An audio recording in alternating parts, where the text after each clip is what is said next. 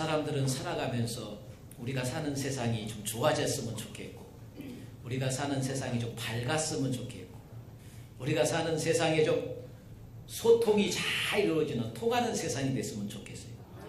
근데 그런 세상이 되려면은 내가 노력을 해야 돼요. 근데 우리는 대부분 사람은 두 가지예요. 하나는 수동적인 사람이 있고 한 사람은 능동적인 사람이 있어요. 수동적인 사람은 내가 앞장서서 하지 않아요. 다른 사람이 인사를 하면은 아 그래 인사 나도 받고, 이건 수동적인 사람이에요. 능동적인 사람은 인사를 하더라도 내가 정말로 밝은 세상, 좋은 세상이 되려면 내가 먼저 인사하는 거예요. 내가 먼저 인사하는 거예요. 그러면은 내가 원하는 세상을 만들어갈 수가 있어요. 밝은 세상을 만들어갈 수가 있어요. 깨끗한 세상이 되려면 뭐 해야 돼요? 남이 뭐 하든 상관하지 말고 내가 청소하면 돼. 내가 청소하면은 세상이 깨끗한 세상이 되는 거예요. 남이 어쩌든 상관하지 말고 내가 먼저 통하는 세상이 되려면 내가 먼저 손 내밀고 악수하고 통하는 세상 만들면 되는 거예요. 벽을 허물면 되는 거예요. 그런데 나는 가만히 있고 다른 사람이 다 하기를 기다리는 것은 이건 수동적인 사람. 능동적인 사람이 되어질 때 세상은 변화시킬 수 있고 변화되는 줄 믿습니다. 내가 원하는 세상을 만들기 위해서는 내가 먼저 능동적인 사람이 돼야 돼요.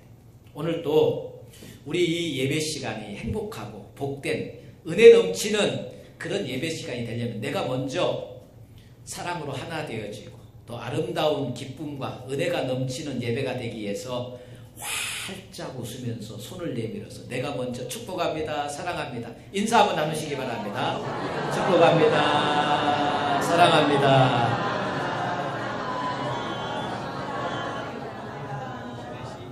내가 먼저 인사하면 밝은 세상 되고, 내가 먼저 청소하면 깨끗한 세상 되고, 내가 먼저 손 내밀면 통하는 세상이 될 줄 믿습니다.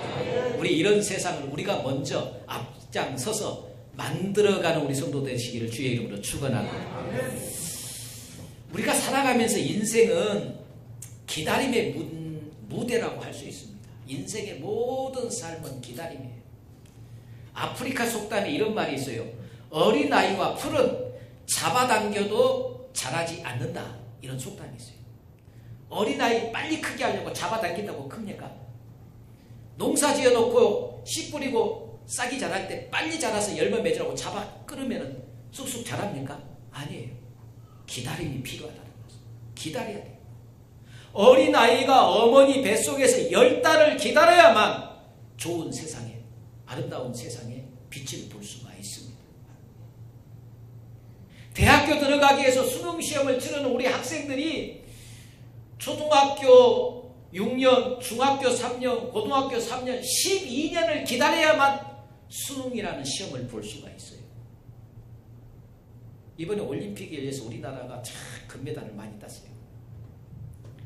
국가대표로 발탁이 되어지는 운동선수들은 올림픽에 나가서 메달을 따기 위해서는 4년마다 열리는 이 올림픽을 4년을 기다려야 돼요. 그래야만 올림픽에 가서 금메달을 딸 수가 있어요. 다 상황과 형편은 다 다르지만은 대부분의 우리 모든 이 땅에 사는 사람들은 기다림이 필요합니다. 이 기다림이 있어야 돼요. 이 기다림에는 두 가지예요. 기다림에는 하나는 기대하고 기다리는 것이 있고 또 하나는 소망을 갖고 기다리는 것이 있습니다. 기대하고 기다리는 것은 내가 원하고 바라는 것들이 이루어질 것이라는 그런 기대를 안고 기다리지만 이 기대는 막연하게 기다리는 거예요. 내가 원하고 내가 소원하는 것이 이루어질 것이라는 막연한 기다림. 그런데 만약에 우리가 원하는 것들이 안 이루어질 수도 있다는 거예요. 그냥 막연히 기다리는 거예요. 그러나 소망의 기다림은 이것은 약속이 있는 기다림이에요. 이 소망의 기다림은 반드시 이루어진다는 약속을 가지고 기다리는 거예요. 예를 들자면 춘향이가 이도령을 기다릴 때 이도령이 뭐라고 그랬어요? 이몽룡이 약속을 했어. 내가 반드시 다시 와서 찾겠다. 약속을 했어요. 그래서 그 약속을 믿고 기다리는 거예요. 그런 약속 없이 기다린 게 아니라 약속을 받고 기다리는 거예요. 오늘 우리 신앙인들의 삶은 소망의 기다림인 줄 믿습니다. 우리는 약속을 받고 기다리는 삶이에요. 어떤 기다림입니까? 우리의 기다림은 여러 가지, 우리의 기도가 응답되기를 기도하고 하나님의 뜻이 나의 삶 속에서 이루어지기를 기다리고 우리 가정이 회복되기를 기다리고 자녀들의 건강이 회복되기를 기다리고 자녀가 취직되기를 기다리고 각양의 사람들이 자기가 원하고 바라는 것들이 이루어지기를 기다리고 있습니다. 그래서 저는 오늘 제목을 뭐라고요? 기다려 봅시다. 기다리고 그 다음에 보자는 거예요. 하나님이 어떻게 이루어 주셨는가, 하나님이 어떻게 우리의 소망을 이루어 주셨는가 보자는 거예요. 할렐루야. 오늘 성경 하박국 선지자의 이름을 따서 하박국서라고 그러는데, 하박국서는 어떤 문제를 품고 씨름하는 사람이라는 그런 의미를 가지고 있어요. 문제와 씨름하는 사람. 근데 하박국이 활동하던 시대는 BC 640년에서 609년 정도에 활동을 했어요. BC 7세기경에 활동을 한 사람인데, 이때 하박국이 유다 나라를 볼 때 유다 나라의 그때의 형편을 보니까 너무나 참혹합니다. 뭐가 참혹하냐면 공의는 사라져버리고 모든 악이 범람합니다. 하나님을 의지하는 믿음도 사라져버렸습니다. 신앙도 사라져버렸습니다. 우상 숭배가 팽배합니다. 악이 횡행합니다. 정의가 사라졌습니다. 그래서 하박국 선지자가 하나님 앞에, 하나님은 공의로우시고 정의로우시고 의로우신 하나님인데 세상에 악한 자들이 잘되고 선한 자들이 고통받는 이 현실, 공의가 무너져 있는 이 현실을 하나님 두고 보시렵니까? 그리고 하나님 앞에 질문을 던지는 거예요. BC 7세기경에 이 하박국이 활동하던 그 시기나 지금 이 시대에 오늘 우리가 살고 있는 이 시대를 한번 봐보세요. 지금 우리가 살고 있는 시대는 언제입니까? 지금 우리가 살고 있는 시대. 공의가 바로 서 있습니까? 정의가 바로 서 있습니까? 우리는 많은 뉴스를 접합니다. 들려오는 모든 소식들은 우리를 참담하게 합니다. 돈 있고 권력 있고 빽 있는 사람들은 범 위에 있습니다. 돈 없고 힘없는 사람들만 법의 통치 아래서 고통을 당하고, 지금의 이 시대를 한번 봐보세요. 정의롭다고 생각하십니까? 공의롭다고 생각하십니까? 정말로 이 시대가 지금 정의가 바로 서 있다고 생각하시잖아요. 하나님 앞에 물었어요. 하나님은 공의로우신 하나님이시잖아요. 그런데 왜 이렇게 악이 횡행하도록 하나님 가만 놔두시는 겁니까? 그리고 하나님 앞에 질문을 했어요. 그때 하나님께서 너무나 어처구니 없는 대답을 합니다. 그 대답은 뭐냐면은 이 백성이 제약이 관영한 것을 하나님이 두고 보는 것이 아니라 그냥 하나님이 침묵하는 하나님이 아니라 하나님이 이 백성들을 회초리로 때리기 위해서 회초리를 준비했는데 그 회초리를 언제요? 저 갈대아 사람 바벨론을 회초리로 들어서 이스라엘을 때리겠다는 거예요. 그러니 아모스가 생각하니까 기가 막혀요. 이건 아니지 않습니까? 하나님, 저 바벨론이 어떤 일이에요? 바벨론은 악한 깡패요. 깡패. 더 쉽게 예를 들면 쉽게 이런 이야기예요. 내 사랑하는 자식을 깡패를 데려다가 두들겨 패서 바로 잡겠다는 거예요. 더 악한 사람을 데려다가 때리겠다는 거예요. 그러니 아모스가 생각해, 하나님 이건 아니지 않습니까? 어떻게 사랑하는 자녀들을 저 악한 깡패들한테 맡겨서 두들겨 맞게 한답니까? 이건 아니지 않습니까? 하나님 어떻게 이럴 수가 있습니까? 그래서 하나님, 정말로 하나님의 진짜 하나님의 뜻이 어디에 있는가, 하나님의 음성을 듣기를 원합니다. 하나님의 계획을 알기를 원합니다. 그리고 부르짖는 것이 오늘 우리가 읽었던 본문 2장의 1절부터 지금 하나님께서 바벨론을 들어서 막대기로 이스라엘 백성들을 두들겨 패겠다고 하니까 아모스가 하나님 이건 아니지 않습니까? 하면서 지금 하나님 앞에 다시 묻고 기도한 내용이 2장 1절에서부터 3절까지예요. 거기에 보면은 내가 내 파수하는 곳에 서며 성루에 서리라. 그가 내게 무엇이라 말씀하시는지 기다리고 바라보며 나의 질문에 대하여 어떻게 대답하시는지 보리라. 하나님 어떻게 깡패를 데려다가 내 자식을 때린다는 말씀입니까? 이건 아니지 않습니까? 하나님의 음성을 듣기를 원합니다.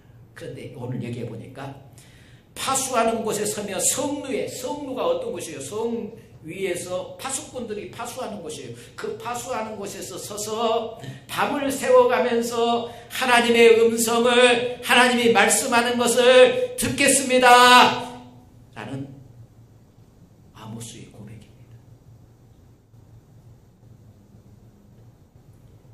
하나님의 음성을 주의 깊게 듣겠다는 것입니다. 기다리며 집중하고 있다가 하나님의 음성을 듣겠다는 거예요. 우리는 신앙생활하면서 많은 부분 하나님의 음성 듣기를 원합니다. 하나님, 내 형편이 이러고 내 상황이 이러는데 하나님 뭐라고 말씀하시는지 하나님의 음성을 듣기를 원합니다. 하나님 지금의 이 상황이 어떤 것인지 하나님 좀 알기를 원합니다. 하나님의 뜻을 좀 깨닫기를 원합니다. 그래서 하나님 음성 듣기를 원해요. 하나님의 음성을 들으려면 오늘 여기 하박국 보세요. 성루에서 파수꾼이 기다리는 것처럼 집중해서 모든 음성, 하나님께 집중하고 그 음성을 듣겠습니다라는 자세예요. 그렇다고 우리는 하나님의 음성을 듣으려고 하는 그런 자세가 우리에게 필요합니다. 하나님의 음성은 시장바닥에 사람들이 많은 곳에서 시끄러운 곳에서 음성을 듣는 것이 아니라 하나님은 세미한 음성은 하나님과 1대1의 그 관계 속에서 세미한 하나님의 음성을 들을 수 있어요. 그래서 골방 훈련이 필요하다는 거예요. 골방은 어떤 곳입니까? 하나님과 나와의 1대1의 만남의 시간이에요.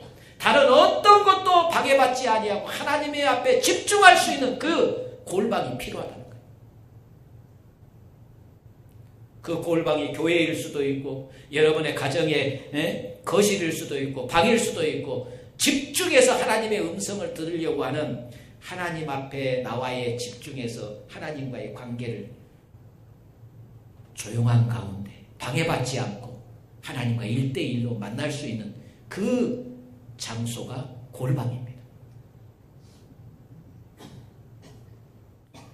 그가 내게 무엇이라 말씀하시는지 기다리고 바라보며 나의 질문에 대하여 어떻게 대답하는지 보리라고 하박국은 이야기합니다.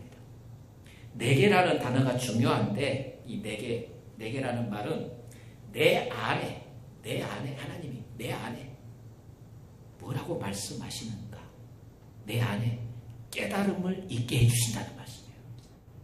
근데 우리가 오늘 2절 말씀을 주의해주세요. 2절 말씀에 여호와께서 내게 대답하여 이르시되 너는 이 묵시를 기록하여 판에 명백히 새기되 달려가면서도 읽을 수 있게 하라 그랬습니다. 이 묵시, 하나님이 대답을 주는데 그 대답을 새겨가지고 판에 새겨가지고 그리고 이 크게 써서 달려가면서도 사람들이 읽을 수 있도록 명백하게 써서 기록하라는 것입니다. 하박국은 선지자입니다. 하박국은 선지자예요. 선지자는 하나님이 계시를 합니다. 규범적인 계시를 해서 그 계시를 모든 백성들에게 알리는 사명이 선지자예요. 지금은 우리가 하나님의 음성을 듣기를 원하고 하나님이 내게 말씀해 주시기를 원하고 하박국처럼 하나님 내게 말씀하시옵소서 내가 듣겠나이다. 기다려서 하나님의 말씀 듣기를 원하나이다. 그럼 하나님이 내 귀에다 대고 하박국에게 말씀하신 것처럼 아브라함아, 모세야 이렇게 말씀하는 게 아니에요. 지금은 우리가 아셔야 돼요. 규범적인 계시의 시대는 끝났습니다. 규범적인 계시의 시대는 성경 66권으로 다 끝났어요. 그래서 지금 우리에게 하나님이 말씀하시는 것은 규범적인 계시 안에 모든 하나님의 말씀이 다 기록되어 있습니다. 그래서 그 말씀을 통하여서 우리 마음에 뭘 하는 거예요? 깨달음을 주시는 것이 하나님의 음성인 줄 믿습니다. 지금도 하나님이 구별적인 계시를 준다면 계속 성경이 더해져야 돼요. 규범적인 계시 시대는 끝났다는 거예요. 그래서 지금 우리는 이미 주시는 말씀 안에서 그 안에서 하나님이 내게 뭐라고 말씀하시는가를 들어야 돼요. 근데 오늘 얘기해 보니까 이미 바울은 고린도 후서 3장 2절로 3절에 보니까 우리가 뭐라고 하는 너희는 그리스도의 편지라 그랬어요. 우리가 뭐라고요? 그리스도의 편지. 더 쉽게 말하면은 우리가 묵시라고 말씀해요. 우리가 묵시. 하나님이 이 땅에 주시는 계시 그 묵시가 우리 자신이라는 거예요. 우리 자신. 그래서 우리는 예를 들자면 세상 사람들과 우리의 차이는 뭐냐면 우리는 하나님에 대해서 알려면 우리는 뭘 봐요? 성경을 읽어요. 성경은 하나님의 말씀이니까 우리는 하나님에 대해서 알고 하나님에 대해서 들으려고 하나님에 대해서 알려고 하면 성경을 읽는단 말씀이에요. 그런데 믿지 않는 세상 사람들은 하나님에 대해서 알려고 하면 성경을 읽어요, 안 읽어요? 저들은 성경 안 읽어요. 그러면 저들은 뭘 보느냐? 바로 우리를 본다고 말씀해요. 우리를 봐. 믿는 우리를 봐.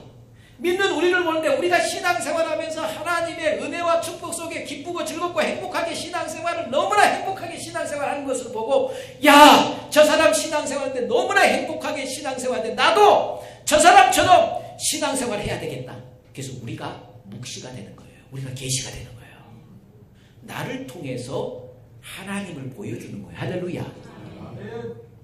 나를 통해서 다른 사람들이 거성교회 저 성도들을 보니까 하나님이 계시다. 나도 예수 믿어야 되겠다. 그런 다음에 우리는 제대로 된 하나님의 계시 역할을 하고 있어요. 그런데 우리가 신앙생활을 잘못해. 그래서 우리를 보고 세상 사람들이 저렇게 신앙생활을 아이고 저 사람들을 보니까 신앙생활할 마음 전혀 없네. 신앙생활하고 싶지가 않네. 그런다 우리는 계시의 역할을 못하고 있다는 거예요. 뭔 말인지 가세요? 우리가 지금 이 시대에 하나님의 계시 우리가 다니면서 시장을 다니든 어디 동네를 다니든 어디를 다니든 우리가 뭐가 돼야 돼요? 우리를 보고 뭘요? 하나님의 묵시를 볼 수 있도록 해야 된다는 말씀이에요. 하나님의 묵시가 뭐냐? 묵시가 3절에 나옵니다. 3절에 이 묵시는 정한 때가 있나니 그 종말이 속히 이르겠고. 자 보십시다. 이 묵시는 정한 때가 있다고 그랬습니다. 정한 때. 이 정한 때가 누구의 때예요? 하나님의 때. 사람이 정한 거예요? 하나님이 정한 거예요? 하나님이 정한 때라고 말씀해요. 내가 아무리 원해도 하나님이 정해진 그때의 종말의 때가 이른다는 말씀이에요. 근데 이 종말이라는 말을 원문에 보니까 이 종말은 더 쉽게 말하면은 이 종말이라면 catch라는 말을 사용했는데 어떤 목적이나 행위나 시기의 끝을 의미하고 있습니다. 이 말은 더 쉽게 말하면은 자 보세요. 이스라엘 백성들이 갈대아 사람들에게 두들겨 맞고 나라를 빼앗기고 고통을 당할 것이라고 하나님께서 너희 유다인들이 저 갈대아 사람들로부터 압제를 당하고 고통을 당할 것에 대한 하나님이 뜻을 알려주었어요. 그랬더니 심장이 터질 것 같고 아니 세상에 어떻게 하나님 그럴 수가 있습니까? 그런데 하나님께서 그걸로 끝나는 것이 아니라 반드시 종말의 때가 오는데 그 종말의 때가 뭐냐면 바벨론에 너희들이 고통당하고 괴로움당하는 그 때를 하나님이 정한 때를 정해놨어요. 그리고 너희를 두들겨 팼던 저 바벨론을 하나님이 어떻게 해버린다고? 그 막대기를 동강 끊어버리겠다는 말씀이에요. 그리고 너희를 회복시켜 주시겠다. 그 고난과 고통의 때가 하나님의 정한 때에 끝이 나고 고통이 끝나고 괴로움이 끝나고 회복의 역사 그리고 너희를 고통에 빠뜨렸던 저 갈대아인들 바벨론인들을 하나님이 탁 꺾어버리겠다는 거예요. 할렐루야. 이 소식을 하나님으로부터 약속을 받은 아모스는 비록 무화과 나무에 열매가 없고 밭에 소출이 없고 외양간에 우리의 양이 없고 외양간에 소가 없고 다 바벨론인들에게 다 빼앗겨버리고 그렇게 고난과 고통의 시기가 다가와도 나는 여호와로 인하여 기뻐하며 즐거워하리라. 할렐루야. 하나님의 때를 약속을 받고 그 때를 알고 나니까 지금의 이 고난과 지금의 이 고통을 다 견뎌내고 이겨낼 수 있다는 말씀입니다. 오히려 이 고난과 고통의 때를 기뻐하며 즐거워하며 기다리겠다는 거예요. 할렐루야. 때때로 우리가 때가 잘 안 올 것처럼 아주 더디게 느껴질 때가 있어요. 우리는 하나님이 정해놓은 그 하나님의 때를 모르기 때문에 내가 원하는 때, 그래서 우리는 기도하면서 하나님 앞에 하나님 왜 내 기도 응답 안 해주십니까? 하나님 왜 내 형편을 이러는데 하나님 언제 응답하시렵니까? 하나님 어느 때입니까? 어느 때까지 기다려야 됩니까? 라고 답답할 때가 있어요. 근데 하나님은 기도 응답에 대해서 항상 우리가 기도할 때 곧바로 예스 하고 응답해 줄 때도 있고 노 아니라고 할 때도 있고, 그 다음에 하나님의 기도 응답에 가장 많은 기도 응답을 차지하는 것이 뭐냐면 기다리라는 거예요. 아직 때가 아니라는 거예요. 할렐루야. 아직 때가 아니니 기다리라. 근데 이 기다림이 그냥 막연히 기다리는 게 아니에요. 하나님의 약속, 소망, 그 약속을 받고 기다리는 거예요. 이스라엘 백성들을 출애굽시킬 때 모세를 하나님께서 세워서 예굽에서 그들을 출애굽시킬 때 당장 출애굽이 될 줄 알았어요. 당장 얘들이 이스라엘 백성들이 예굽에서 해방될 줄 알았어요. 근데 그게 아니고 첫 번째 재앙을 내리고 두 번째 재앙을 내리고 세 번째 재앙을 내려도 바로는 꿈쩍도 않습니다. 아니 언제까지 무려 8번째 재앙, 9번째 재앙, 10번째 재앙이 내리고 나서야 그때사 바로가 두 손 들고 이스라엘 백성들을 출애굽시킵니다. 더 놀라운 것은 초대교회 우리 아시죠? 초대교회 성도들은 이 믿음을 지키기 위해서 얼마나 많은 고통을 당했어요. 그들은 로마가 그 초대교회 10대 박해라고 해서 그 당시에 가장 박해의 최정점이 네로 황제 때 박해의 최정점이었어요.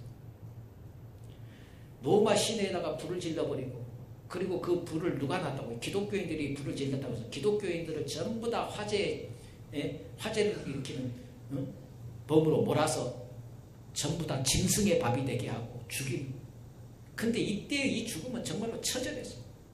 원형 경기장 안에 사자를 10일씩 15일씩 굶겨놓고 그리스도인들을 그 기독교인들을 잡아다 그 안에다 집어넣고 굶겨놓은 사자들을 풀어놓고 잡아먹게 만들고 사람들에게다 기름을 부어서 불을 태워서 횃불로 사용하기도 하고 상상 초월한 그런 핍박이 가해졌습니다. 그때 그 수많은 기독교인들은 로마 10대 박해 중에 그들은 하나님 앞에 하나님 언제까지 우리가 이 고통을 당해야 됩니까? 언제 이 고통이 끝나는 겁니까? 언제 이 고통이 끝나는 겁니까? 하나님 어느 때까지 이 고통을 당해야 됩니까? 하나님이 정한 때가 있어요. 그 정한 때가 AD 313년 콘스탄틴 황제 때 결국 기독교를 공인하게 되어지고 핍박이 끝나게 됩니다. 환란이 끝나게 됩니다. 하나님이 정해놓은 때 끝나게 되어집니다. 사랑하는 성도 여러분, 지금 여러분들이 겪고 있는 어려움도 끝이 있습니다. 고통도 끝이 있습니다. 언제까지 이 고통이 지속되는 게 아니라는 말씀이에요. 하나님이 정한 때 여러분의 질병의 고통도 끝날 줄 믿습니다. 여러분의 가난의 고통도 끝날 줄 믿습니다. 여러분의 힘들고 어려운 모든 괴로움도 하나님이 정한 때 끝나게 될 줄 믿습니다. 그렇다면 사랑하는 성도 여러분, 오늘 3절 하반절에 이렇게 이야기합니다. 비록 더딜지라도 기다리라. 지체되지 않고 반드시 응하리라. 그랬습니다. 비록 더딜지라도 지체되지 않고 반드시 응하리라고 했습니다. 왜 하나님의 때가 더디다고 생각합니까? 그것은 하나님을 바라보지 아니하고 나를 바라보기 때문에, 나의 시간에 머물러서 내 시각으로 바라보기 때문에. 베드로는 이렇게 이야기합니다. 베드로 전서 3장 8절에 보니까 사랑하는 자들아 주께는 하루가 1000년 같고 1000년이 하루 같다는 이 한 가지를 잊지 말라고 했습니다. 하나님의 시간에 나를 맞추는 것, 하나님의 시간에 나를 맞추는 거예요. 근데 우리는 우리 시간에 하나님을 맞추려고 하니까 힘든 거예요. 나는 지금 힘들어 죽겠는데 왜 지금 안 해줍니까? 왜 지금 안 해줍니까? 하나님의 시간에 맞춰야 돼요. 요즘 보니까요, 어떻게 해야만 하나님의 시간에 맞춥니까? 쉬운 예로 보면 요즘은 이런 게 있더라고요. 생체 리듬에 따라서 살면 건강해진다는 말이 있어요. 생체 리듬. 생체 리듬이 뭐냐? 우리 몸에서 일어나는 반응들, 자연적으로 일어나는 반응에 따라서 살면 건강하다는 거예요. 건강 유지의 비결이에요. 그럼 생체 리듬 중에 예를 들자면 이런 게 있어요. 배꼽시계. 배꼽시계가 뭐예요? 내가 몸이 배고프다, 야, 밥 좀 여달라. 배가 고프니까 먹을 것 좀 여달라. 몸이 반응을 해요. 배가 고프다. 야, 목마르다. 물 좀 빨리 마시게 해달라. 내 몸이 반응을 해요. 이게 생체 리듬이에요. 이 생체 리듬. 근데 우리는 배가 고프든 배가 안 고프든 상관하지 않고 시간은 내 시간 딱 정해놓고 12시면 밥 먹고 5시면 저녁 6시 되면 밥 먹고 아침 7시면 밥 먹고 내가 내 시간 딱 정해놓고 그 시간에 맞춰서 배가 안 고파도 그 시간에 내가 무조건 먹어. 근데 생체 리듬은 뭐냐면 내 몸이 반응을 할 때 그 반응에 맞게끔 행동하는 거예요. 우리는 내 시간 정해놓고 내 뜻 정해놓고 내 방법 정해놓고 하나님 내 시간 내 뜻 내 방법대로 움직여주세요. 그게 아니고 하나님의 뜻에 우리가 맞춰가는 거예요. 할렐루야. 하나님의 때를 기다리는 거예요. 할렐루야. 기다림은 믿음입니다. 기다림은 가장 힘겨운 일이기도 하지만 이 기다림이 바로 우리의 소원을 이루게 하고 우리의 뜻을 이루게 합니다. 근데 우리 신앙생활에 가장 큰 장애물이 있어요. 그 장애물이 뭐냐면은 바로 조급함이에요. 조급함. 왜 안 될까? 왜 이렇게 안 될까? 왜 이 조급함이 우리 신앙에 얼마나 큰 장애물인지 몰라요. 갈수록 사람들이 조급함이 심해요. 주님이 오실 날이 가까워지고 사람들이 다 조급해져요. 그래서 사람들이 빨리빨리 입에 붙었어요. 걸어도 빨리빨리, 행동도 빨리빨리, 밥을 먹어도 빨리빨리, 뭘 해도 빨리빨리. 조금 더 좀 느긋함을 가지고, 좀 여유를 가지고 살았으면 좋겠어요. 하나님의 때에 하나님의 뜻이 우리의 삶 속에서 이루어질 줄 믿습니다. 분명히 하나님은 반드시 내가 너를 복주고 복주시다. 그리스도인들의 결론은, 신앙인의 결론은, 하나님을 믿는 믿음의 사람들의 결론은 반드시 영광입니다. 면류관입니다. 믿습니까? 예수님의 삶이 no cross, no crown이에요. 십자가 없이는 영광도 없는 것이에요. 그러나 결론은 영광이었습니다. 우리가 이 땅에서 여러 가지 어려움을 당하지만 결론은 영광이에요. 이건 약속되어 있는 하나님이 우리에게 약속하신 거예요. 우리는 이 약속을 기다립니다. 그런데 이 기다림은 기다림이 있다는 것과 기다림이 없다는 것의 차이가 뭐냐면 기다림이 없다는 것은 나는 안 기다려. 그래서 뭐냐면 아무런 기대가 없는 사람은 기다릴 것도 없어요. 기대가 없으니까. 기대가 없고 기다림이 없는 사람은 불행한 사람이에요. 그러나 비록 지체될지라도 기다림이 있다는 것은 기대가 있다는 거예요. 희망이 있다는 거예요. 소망이 있다는 거예요. 그래서 기다리는 사람은 행복해요. 할렐루야. 그래서 이 기다림 우리는 어떻게 기다려야 돼요? 기쁘고 즐겁게 기다려야 돼요. 할렐루야. 하박국 선지자가 비록 힘들고 어려운 환경이 그 환경 속에 처한다 할지라도 나는 여호와로 인하여 기뻐하고 즐거워하겠다고 했습니다. 기뻐하며 즐거워하며 기다리겠다는 거예요. 사랑하는 성도 여러분, 지금의 우리의 삶이 힘들고 어려움이 있습니다. 지금의 이 시대를 보세요. 정말로 정의가 하수같이 흐르지 않습니다. 정말로 어떻게 보면은 화가 납니다. 그럴지라도 우리는 하나님의 약속을 믿고 공의로우신 하나님께서 반드시 공의를 행하실 줄 믿습니다. 그때를 기다리며 우리는 기쁨과 즐거움으로 기다려야 될 줄 믿습니다. 낙심하지 마세요. 절망하지 마세요. 기다림이 있다는 것은 행복합니다. 기다릴 수 있다는 것은 즐거운 것입니다. 기다릴 수 있다는 것은 믿음이 있다는 것입니다.